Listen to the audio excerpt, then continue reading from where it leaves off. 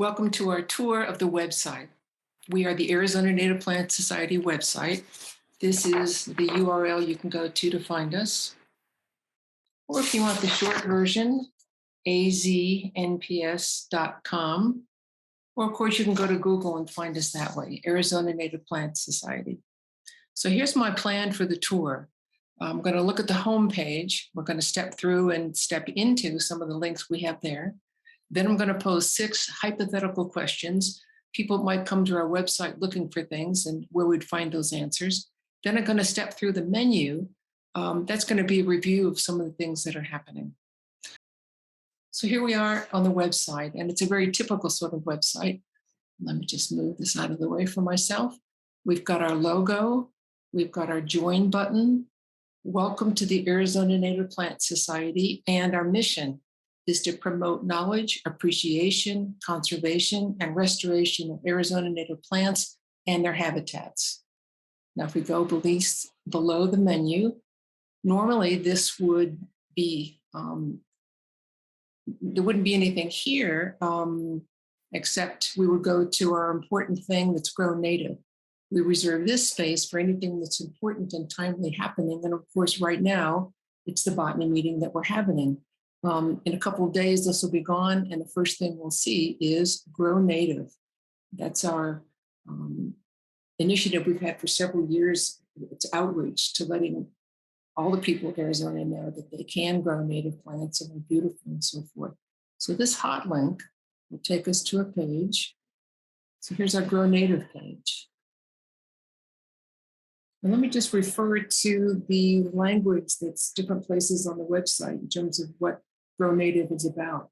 Grow Native is a movement that the Arizona Native Plant Society has initiated in order to educate and inform Arizona residents. Don't plant a pest is our slogan. Not only do local plants look incredible, but they take far less maintenance than non-native plants. We want to help you select local plants that thrive in our natural habitat, but are also both beautiful and economical. Our hope is that you can quickly see local plants that match the aesthetics that you're looking for in your own landscaping needs. So let's go first to the plant list. This is our #1 visited site on our website. So again, we were talking about what are the plants that match the aesthetics you have here. So here are some beautiful pictures of Arizona native plants. You page through and see what you like. So the idea here is to use the categories on the left to define your search, cactus, so forth, and then find the perfect plant. So let me try cactus. So what are the cactuses that they have? That's kind of interesting. Oh, wow, this one looks great. Let's check this one out. Let's learn more about the Christmas cholla. There's the botanical name. Lives for 15 years. Oh, it has spines. Oh, but it takes full sun. Oh, that's good. Water needs low. It's going to be perfect for my yard. Let's go back to our Grow Native page. And here is a link to Grow Native. So we're going to go to the Grow Native page this way. And let's look at the second box we have there. Planning your garden. And this would be things like, what's the form you want? What's the scale, the light and contrast? Again, going back to our Grow Native page. In this box is local growers. So this will take us to a map of Arizona. We chose different landscapers and nurseries that will give us their information. So if you're in Chandler, you can find a nursery there. The cities are listed alphabetically, and we're just working on a way this might be a little bit easier for us. I'm going to go back to the Grow Native page. And the last link we have here is one that includes many things that are over 20 years old. We used to print pamphlets and hand them out. Now we have them in digital form. Let me come back here. Hardiness zones, native plants for Arizona. This is something very timely. Maricopa Native Plant Seed Site Library. But here's an old brochure. I'm guessing that it's 20 years old, and it lists our native trees. And look, native plants for Sonoran Desert tortoise. And so we're able to link onto this and find that. You want to find out about desert grasses, shrubs, bird gardening, and one of my favorite, grow native, don't plant a pest. So let's open this up and take a look.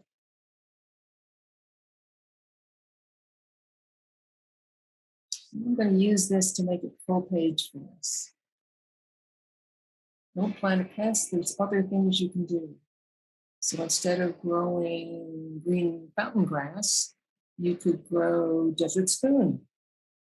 Now let me come down here to one that's very dear to my heart because my landscaper put in some periwinkle and it has become invasive in my yard, growing up where I don't want it. And so the alternative I wish she had planted is Goodings or desert verbena. It's beautiful. It would have been better in a native plant. So let's back out of this brochure. Don't plant a pest. I'm going to go back up to the top. Grow native. And actually, here's something new this year. We have an advice column called Ask Carrie Ann. So Carrie Ann was president of the Tucson chapter several years back, and now she's giving us advice. This is something new this year, so we just have about 6 or 7 of her advice columns. And you can write to her and say, what should I do about mistletoe, for example? I'm going to go back to the home page. We've talked about grow native. And now here's something new this year, news and blog posts. So here it is, the poster session is coming up, and so that's a blog post. Top 10 native pollinator plants in the Southwest is in a magazine, so we put a copy here. A field trip, yes, field trips are back. So this was a field trip with the Tucson group. A new book by Sarah Plummer Lemon. And here's a post recently from Dear Carrie Ann. What are some native alternatives to oleander? Here's something we're really happy about. The Tucson Cactus and Succulent Society signed a 10-year agreement to give us baby saguaros to put into a restoration site. Here's information about a plant sale, and actually it was October. And here's something I hope you'll look at. Tucson chapter video. Julian calls the fungi and slime molds of Southern Arizona. Southern Arizona, isn't that a desert? But there are fungi and slime molds. This is a great video. And that's one of the upsides, I suppose, we can talk about the pandemic, that we're not attending meetings live anymore. We're doing it by Zoom. And in Tucson, we're finding probably double the number of people attending because it's by Zoom. And then the video is, the meeting is copied. And so if you miss the meeting, you can go to it. So here's something kind of fun. There's a plant behind what we're looking at. So it turns out this is the Arizona native plant of the day. It's cane beardgrass. And we can go to SignNet and find out more information on it. Kind of fun and funky to see it there running. So Arizona state flower, do you know the flower? It's the saguaro. The Arizona state tree, will take you to that page. State tree is the Palo Verde. Happenings is our quarterly newsletter letting us know what's happening in the future. And our project now points to pepins. We go down a little further, we're close to the end, and we come up with something that's hardly new at all. Plant Press, or at least the publications for us, started back in the summer of '78. So this is our current version. We now have, as I mentioned, we have a newsletter up here, and this is more of a journal. So let's look at the latest edition of the journal. I'm really proud of how this turns out and what a service it is to members that aren't botanists and also to botanists too. So we're going to again open it up so it's full screen. And here's the table of contents in the front. We're talking about buried treasure, things that the Museum of Northern Arizona Herbarium. There's something I especially like. Spotlight on a native plant. And then also here's something that's actually in Spanish and has to do with some plants that are in Mexico. So let's go ahead and go to some of those. So let me select page 10. So it's a beautiful photographs all through this publication. And by the way, this is available in print to our 600 members. but anyone can come here and look at it. You just go to the website, as I did just now, and you can see it online.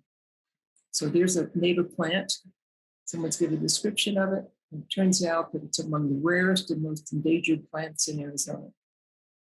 So another page I wanted to look at was page 17.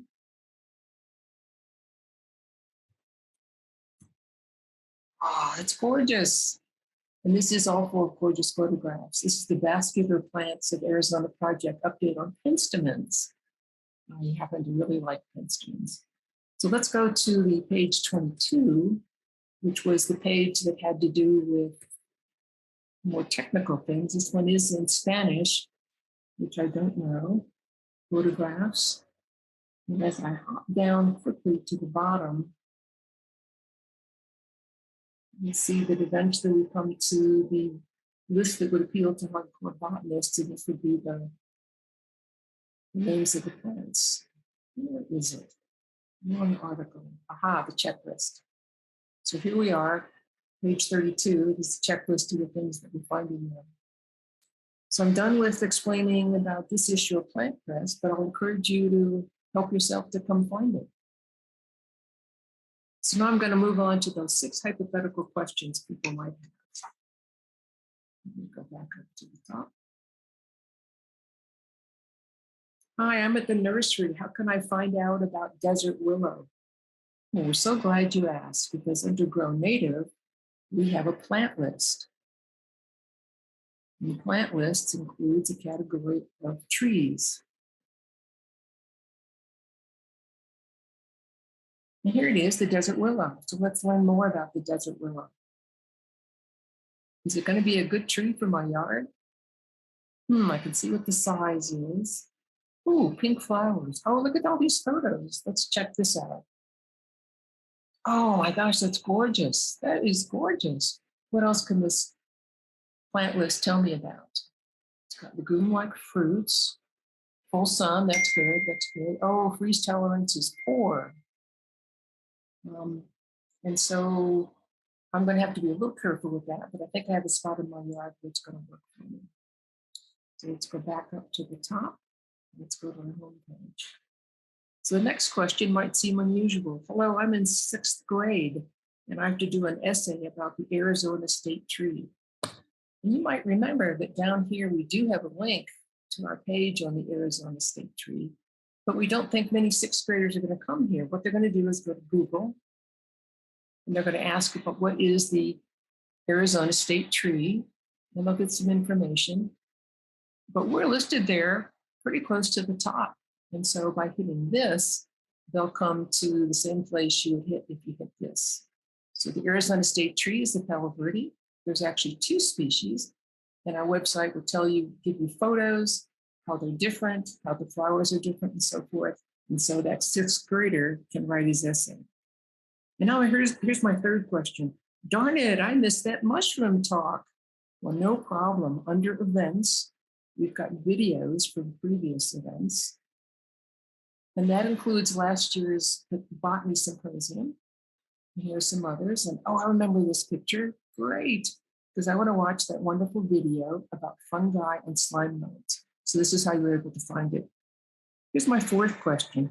Okay, I'm convinced. I'm ready to join. What chapters do you have? So glad you asked. We have 8 chapters. There's a map of where our chapters are, and links to all of our chapters. So let's say Flagstaff is your best chapter, and you decided to go there. So Flagstaff will tell you that they have chapter meetings on the 3rd Thursday of each month, March through October. They have an e-list, and most of our chapters do. This is an email list. You might get an email, say, once a month about something that's happening, maybe a field trip, chapter meeting, and so forth. Most of our chapters have their own Facebook page, and so you can link on this to them. Talks about the leadership. There's a link to a video they had in one of their meetings, volunteer opportunities, and so forth. So this person is going to join the chapter. My 5th question is this. I'm a professor of botany from Oregon, and I'll be hiking in the Ironwood Forest National the Ironwood National Forest. Do you have a list of plants there? So this is something that probably is going to appeal mostly to hardcore botanists. So under our menu where it says the plants, we have flora.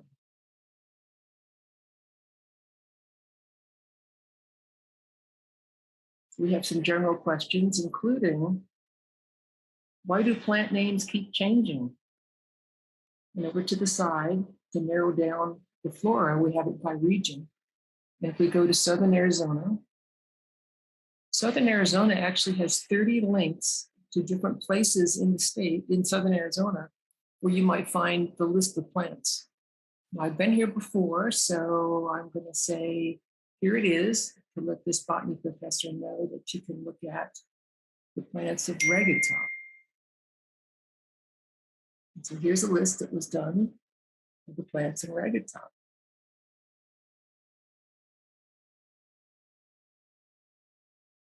And my last question, let's hop up to the top and go to the home page.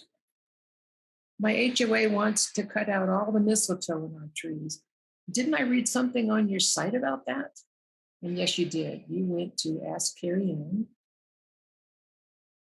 It was part of our blog, but now it's not the last ones. It has cycled off because it's a little bit older. So mistletoe management in desert trees, and it talks about working with HOAs and what you can do. So here's some good advice for this person who has the question about mistletoe. So that's the end of my questions.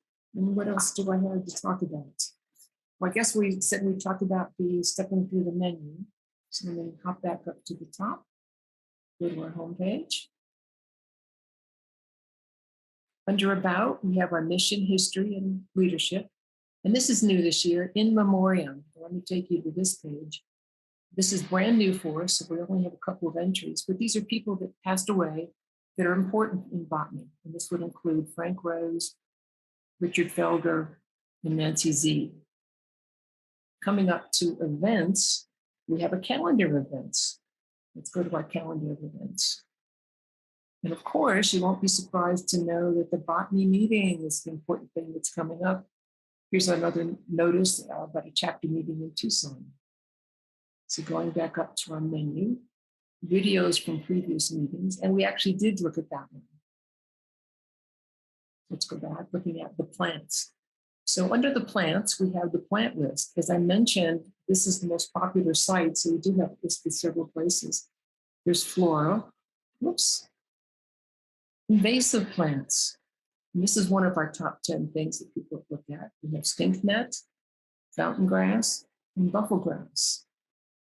Coming back to the plants, native gardening. And that was this plant, this page, the Grow Native. Let's hopping around, maybe going to the home page is an easier way to look at this. Rare plants, plant laws.